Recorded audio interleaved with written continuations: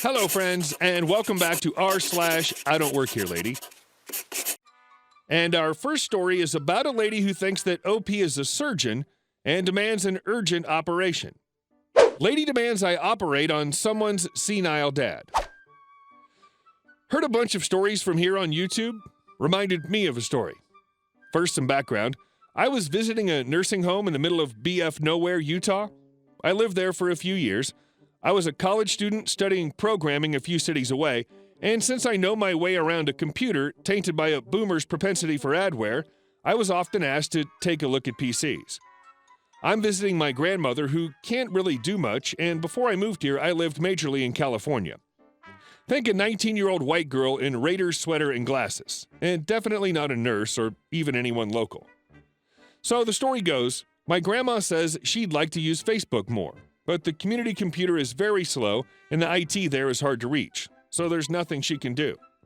The computers are behind a counter in the middle of the building near a hallway, and I can easily imagine this to be a receptionist station at one point, but you can tell it isn't because the people behind the counter are older, typically in a wheelchair, and hooked up to nasal cannulas to oxygen tanks. I sat down at one computer and immediately saw their search bars and favorites and shortcuts and copies of shortcuts slowing the PC to a crawl. I mentioned to the staff that I noticed the computers were really slow and asked if I could clean one up, delete some unneeded shortcuts, clear the browser cache, run diagnostics. The jargon spooks them, but I convinced to show who I presume was a manager what I meant, and one of these Manila dinosaur PCs was running as fast as Windows XP can in 2017 or so, with some of the browser cleaning at least. She says go ahead and if I wanted to, check out the other PC. So I consider it my good deed for the year and begin to debug. Eventually it's around mealtime and most of the old-timers are away at the cafeteria. So it's just me at the counter playing on my phone in between defragmenting a few computers. Most of the staff are with the old folks or on their own lunch. I jump up when someone zooms around the corner with an old guy in a wheelchair and slams her palm on the counter. This woman looks like your average mom, and she looks livid with me while gesturing at this poor old guy. Worrying, his foot is purple, poorly bandaged, and there's blood dripping from his toe on the floor. Old guy is OG, crazy lady is CL, and me is me. CL: what the hell are you doing? Me, stunned. Excuse me? CL: my father's foot has gotten worse. He needs surgery right away. She's wheeling him around the counter, more blood dripping everywhere. I crap you not. Me, scrambling out of the seat, still stunned. You should get him to the nurse. CL, pushing him closer behind the counter, so I exit on the other side as I get my bearings. What are you doing? CL: a nurse can't help. He needs surgery now. Me: do I look like an effing surgeon to you? CL, raising her voice. He needs surgery now. OG, slurrily says something about seahorses. I just remember it made no sense. By this point, the staff was running down the hall. They came just as I began pointing down at my clothes and screaming, do I look like an effing surgeon to you? Do you think I'm going to put him on a table here and operate if I was? What the hell are you thinking? She was yelling at me, but I have no idea what she's saying. She's too focused on the poor guy she's trying to joust at me to emphasize herself. The staff and another guy, not in uniform, run by at this point while she's saying, he needs it now, and separate them. The guy starts getting wheeled back by one staff, and the lady gets pulled towards the foyer by the other staff and the guy, and the nurse apologizes profusely to me. I step away and make my way to the back door for some fresh air to process what the hell just happened. And I can see the woman being affixed with a bracelet by the staff. I found out later that her dad has some kind of dementia, but her husband brought her into the same nursing home because she was also showing symptoms. Unfortunately, my grandma passed not long after this, so I never came back to have the experience of seeing this lady again. Hope you enjoyed. And our next story. I got fired. I'm not sure if it belongs here. I just wanted to share this experience that happened a few years ago. One day when I was in college, a teacher for a 3-hour class took leave. My classmate said she posted it on Facebook, but I was one of those unlucky individuals who hates social media and failed to get the notice. Now I'm at school too early and have nothing to do for the next 3 hours. I decide to go to a nearby mall. Common rule was they're not allowed to let students come in during school days if they're wearing our school uniform. So I took off my school uniform and just wore my plain white t-shirt, black pants, and dress shoes. The mall will open in about 15 minutes, so I just stood by the entrance and waited for it to open.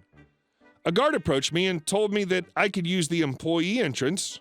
I thought she just allowed me as an exception because it was rather hot that day and I was visibly melting under the sun, so I thanked her and entered through the side. It's my first time entering through the employee entrance, and so I was looking around and got a little lost as to where to go next. A staff member approached me angrily. I wasn't really attentive because I was caught off guard, but I think she was a manager of some sort based on her uniform. Manager: "You're late. How many times do I have to tell you guys to come on time?" Me: "I'm sorry, ma'am, but She immediately cut me off and continued her rant. Reasons. What excuse are you going to tell me now? And you think you can sneak in again without me noticing, huh? But ma'am, but, no more buts. You've just been here for a few days and you already got me into so much trouble. Go punch in your card now, quick, or I'll get you fired this instant." Me shuffling my bag, reaching for my school ID, hoping to show it to her instead. Manager: "Time card! Are you deaf or just stupid? Don't tell me you forgot it again. You know what? You're fired. Get your face off here. You're fired." I turned back and walked away. It's my fault because I entered the wrong side, but that was a really scary experience. It had been a wake-up call for me to work hard to finish my degree. I don't want to end up in that kind of situation if I was an actual employee. I don't know if she actually had the power to fire a subordinate like that, but the way she screams, I think she actually can. Up to this day, I don't know if she even realized I wasn't an employee in the mall. I hope the poor guy who was supposed to be the target of her anger didn't get into so much trouble because of my stupidity. And our third story. You want me to save the company $34 million a year? I'll do just that and get you fired for it.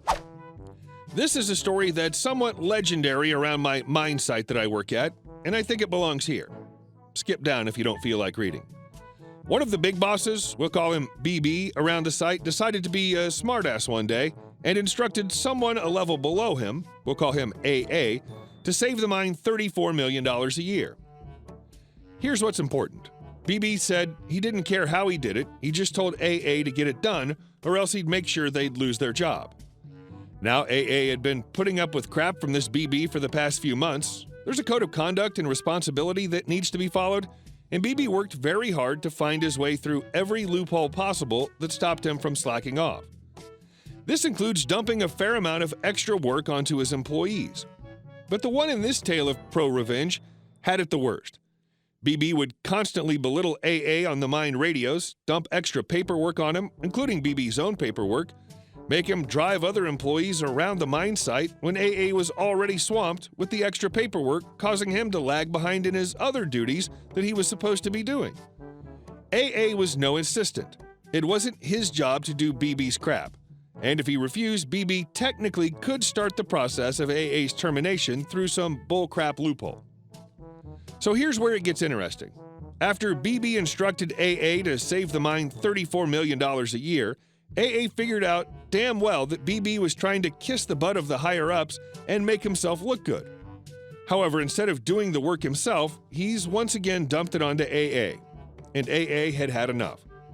BB has his designated time off and comes back to find a massive, and I mean massive, this thing is one of the biggest production movers on site, conveyor line parked up miles away from where it's supposed to be operating and in the equipment graveyard. If you haven't seen a conveyor line, think if a crane and a conveyor belt had an enormous love child. It has been disassembled and sits in 3 enormous pieces. BB flies off the handle. He explodes. He gets on the mine radios and screams for AA to get his butt down there. AA rocks up, and when asked what in the hell he's done, AA simply shrugs and says, "I pulled the conveyor out of production.